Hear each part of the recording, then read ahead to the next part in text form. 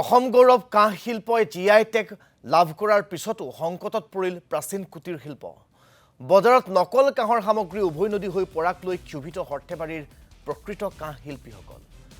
হস্তশিল্পৰ পৰিৱৰ্তে মেচিনত নকল কাঁহৰ সামগ্ৰী নিৰ্মাণক লৈ কাঁহ শিল্পীসকলৰ মাজত সৃষ্টি হৈছে প্ৰতিক্ৰিয়াৰ। শীঘ্ৰেই নকল কাঁহৰ সামগ্ৰীৰ নিৰ্মাণ কাৰ্য বন্ধ কৰাৰ আহ্বান শিল্পীসকলৰ। আমি ইতিমধ্যে আপোনালোকক সৰ্থেবাৰীৰ পৰা পোনপটীয়াকৈ 9 বজাৰ বাতৰিত দেখুৱাইছিলোঁ পৰিৱেশ তেওঁলোকে প্ৰতিক্ৰিয়া ব্যক্ত কৰিছিল।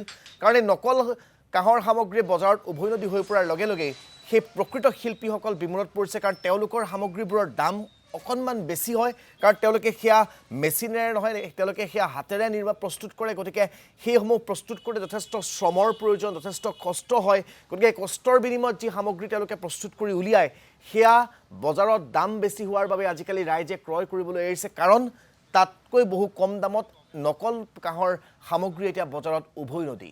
গতিকে তাৰ ফলতেই যথেষ্ট সমস্যাত পৰিছে এইসকল প্ৰকৃত চহা কাঁহ শিল্পী। আৰু তেওঁলোকৰ কাষতে গৈ উপস্থিত হৈছেগৈ আমাৰ নলবাৰীৰ সাংবাদিক নকুল তালুকদাৰ। আমি পোনে পোনে নকুলৰ কাষলৈকে আপোনালোকক লৈ গৈছোঁ। নকুল, ইতিমধ্যে মই গোটেই বিষয়টো সন্দৰ্ভত ৰাইজক পুৱাৰে পৰা অৱগত কৰিছোঁ। আপুনিও ইতিমধ্যে তেওঁলোকৰ প্ৰতিক্ৰিয়া পুৱাৰে পৰা জনাইছে। কিন্তু কথাটো হৈছে এই ক্ষেত্ৰত আমি বা সংবাদ মাধ্যমে দেখুৱাবহে পাৰিব এই নকল যি কাঁহৰ সামগ্ৰীৰে বজাৰ ভৰি পৰাৰ যিটো ঘটনা, সেই ঘটনাবোৰ বা সেই বিষয়বস্তুবোৰ নাইকিয়া কৰিবলৈ হ'লে চৰকাৰী সদিচ্ছা লাগিব। তেতিয়াহে কিন্তু অতি প্ৰাচীন এই শিল্পটো জীয়াই ৰাখিব পাৰিব বা সৰ্থেবাৰীৰ ৰাইজে আকৌ কাঁহ শিল্পৰে নিজৰ ঘৰ চলাবলৈ সপোন দেখিবলৈ আৰম্ভ কৰিব।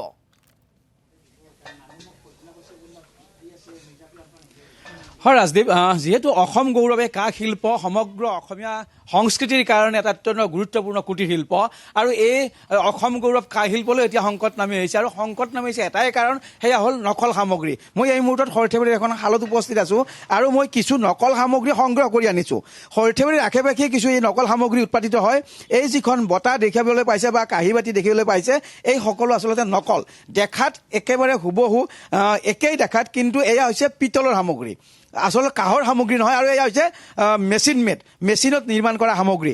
যিখন অসমীয়া সংস্কৃতিৰ অত্যন্ত গুৰুত্বপূৰ্ণ বঁটা, সেই বঁটাখনো এতিয়া নকল হৈ গ'ল, কাঁহীখন নকল হৈ গ'ল।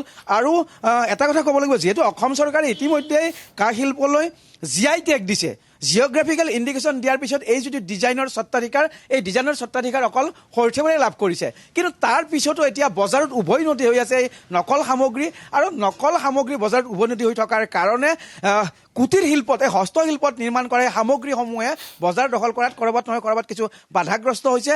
যাৰ কাৰণে এই যি শ্ৰমজীৱী শিল্পীসকল আছে, এই শিল্পীসকলৰ পেটত আচলতে মাতমাৰ পৰিছে। মই পোনে পোনে এগৰাকী শিল্পীৰ কাষলৈ আহিব বিচাৰিছোঁ, কঁহাৰ শিল্পী ফুলেন তামুলীৰ কাষলৈ আহিব বিচাৰিছোঁ। সমগ্ৰ কাঁহ শিল্পলৈ আচলতে এক শকনি সংকেত।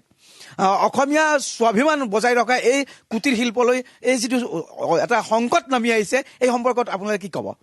প্ৰথমে আপোনালোকৰ প্ৰতিদিন টাইমক আমি ধন্যবাদ জনাইছোঁ এনেকুৱা এটা বিপৰ্যয়ৰ মুহূৰ্তত আমাৰ ওচৰত থিয় হোৱাৰ বাবে। এতিয়া কথা হৈছে, আমাৰ এই উদ্যোগটো বা এই থলুৱা শিল্পটো 7ম শতিকাৰ পৰাই আমাৰ ইয়াত প্ৰচলিত হৈ আহিছে, আৰু এইটো এটা আমাৰ জাতীয় সংস্কৃতি হিচাপে পৰিগণিত হৈছে।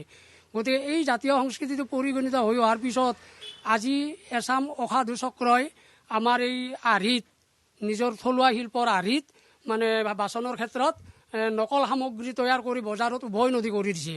যাৰ ফলত নেকি আমাৰ কঁহাৰ শিল্পীসকল মানে বিপৰ্যয়ৰ সন্মুখীন হৈছে। গতিকে এই বিপৰ্যয়ৰ সন্মুখীন হোৱাৰ পিছত আমাৰ কেনেকুৱা নকল সামগ্ৰী বা মেচিনত ক'ত ক'ত নিৰ্মাণ হৈ আছে? মেচিনত আমাৰ ইতিমধ্যে আমৰিখোৱাত আছে, ইয়াত নামহলাত আছে, আৰু আমাৰ সৰ্থেবাৰীতো এটা আছে। গতিকে সকলো মেচিনতে আমি চৰকাৰৰ উদ্যোগ মতে আমি এটা অভিযান দিছিলোঁ। এটা অভিযান ইতিমধ্যে দিছিল। মই আপোনাৰ কাষলৈ আহিব বিচাৰিছোঁ, যদি অকণমান থিয় হৈ সুবিধা হ'ব। সমগ্ৰ কাঁহ শিল্পৰ কাৰণে এটা আচলতে অশনি সংকেত। ইতিমধ্যে কিন্তু আপোনালোকে শিল্পীসকলে কিছু ব্যৱস্থাও গ্ৰহণ কৰিছে, চৰকাৰকো আহ্বান জনাইছে। কি ক'ব এতিয়া? চৰকাৰে নকৰিলেতো আপোনালোকে বন্ধ কৰিব নোৱাৰিব। হয়, এইটো আমাৰ কাৰণে এটা বৰ সংকটজনক অৱস্থা হৈছে। কিন্তু চৰকাৰে ইয়াৰ ওপৰত এটা পদক্ষেপ লৈছে। আজি কেইদিনমান আগতে মুখ্যমন্ত্ৰীৰ তত্বাৱধানত আজি কেইজনমানে তাৰমানে এই ওপৰত 3জন অফিচাৰ পঠাইছে। তেওঁলোকৰ আগত তেওঁলোকক আমি সহায় কৰি যিবোৰ নকল সামগ্ৰী আছে সেইবোৰ আমি তাৰমানে কি য'ত বনাই দেখুৱাই দিছোঁ তেওঁলোকক। কিন্তু এতিয়ালৈকে এইবিলাক বন্ধ কৰাৰ কাৰণে ব্যৱস্থা গ্ৰহণ কৰা হোৱা নাই। এটা বৰ্তন বন্ধ কৰাৰ কাৰণে ব্যৱস্থা মানে চৰকাৰে কৰি থকা বুলি কৈছে। এতিয়া 4 তাৰিখে অহা 4 তাৰিখে আমি এখন মিটিং দিছোঁ। মিটিঙত তাতে DC ছাৰক মতা গৈছে। তাৰপিছত আপোনাৰ মিটিঙত নিশ্চয় কিবা সিদ্ধান্ত কৰিব। মই পুনৰ কৈছোঁ, আচলতে ইতিমধ্যে শুৱালকুছিৰ যি পাট যি কাপোৰ বা গামোচা, অসমীয়াৰ যি স্বাভিমান গামোচাক লৈ কিন্তু GI টেগ দিয়াৰ পিছত গামোচাক লৈ বিভিন্ন সময়ত চৰকাৰে অফিচাৰে তেওঁলোকে অভিযান চলায়, দোকানৰ পৰা সেইসমূহ চিজ কৰে। কিন্তু যদি এই কাঁহৰ যি নকল সামগ্ৰীসমূহ বজাৰত চলি আছে সেইসমূহ চিজ নকৰিলে কিন্তু কাঁহ শিল্প বাচি নাথাকিব। মই আপোনাৰ কাষলৈ পোনে পোনে আহিব বিচাৰিছোঁ, নকল কাঁহৰ সামগ্ৰীসমূহ যদি চৰকাৰে যেনেকৈ গামোচা চিজ কৰি দিয়ে, বন্ধ কৰি দিয়ে, তেনেকৈ যদি নকল কাঁহৰ সামগ্ৰী দোকানে দোকানে অভিযান চলায়, যদি বজাৰত বন্ধ কৰি দিয়ে, তেতিয়া আপোনালোকে উপকৃত হ'ব। কি ক'ব? হয়, আমি শিল্পী সন্থাই বা শিল্পীসকলে এইটোৱে বিচাৰিছোঁ যে সপ্তম শতিকাৰ পৰা সৰ্থেবাৰীৰ ঐতিহ্য বহন কৰা এই যিটো গৰিমাময় কাঁহ শিল্প, এই শিল্পই অসম তথা ভাৰতবৰ্ষ লগতে বিশ্বৰ বুকুত জীয়াই থকাৰ স্বাৰ্থত অসম তথা ভাৰত চৰকাৰৰ কিন্তু বহুত উল্লেখনীয় কাম আছে। আমি শিল্পীসকলে যিমান দূৰ পাৰোঁ আমি নিজাববীয়াকৈ প্ৰচেষ্টা কৰিছোঁ। আমি চৰকাৰৰ আহ্বান জনাই আহিছোঁ। তাৰ ফলস্বৰূপে ইতিমধ্যে ইয়াৰ আৰ্হিৰ ওপৰত ভৌগোলিক পৰিসীমা নিৰ্ধাৰণ কৰি GI টেগ দিছে।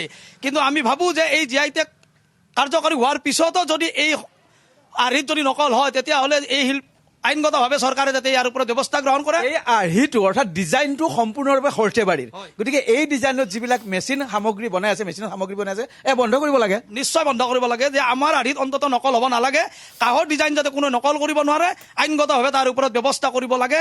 আমি অসমৰ মাননীয় মুখ্যমন্ত্ৰী মহোদয়ক এইটো জনাওঁ যে শিল্পীসকলৰ প্ৰতি তথা শিল্পটোৰ প্ৰতি লক্ষ্য ৰাখি স্বাভিমান এই শিল্প যাতে বিশ্বৰ বুকুত জীয়াই থাকে, সৰ্থেবাৰী তথা ভাৰতৰ গৌৰৱ। আৰু ইতিমধ্যে আমি কৈছোঁ যে ভাৰত তথা বিশ্বৰ বিভিন্ন দেশত ইয়াৰ উৎপাদিত সামগ্ৰীয়ে বজাৰ দখল কৰিছে, তাৰ ফলত পৰোক্ষভাৱে বৈদেশিক মুদ্ৰা অৰ্জন কৰিছে, য'ত ভাৰতীয় অৰ্থনীতিত কিন্তু টনকিয়াল কৰিছে।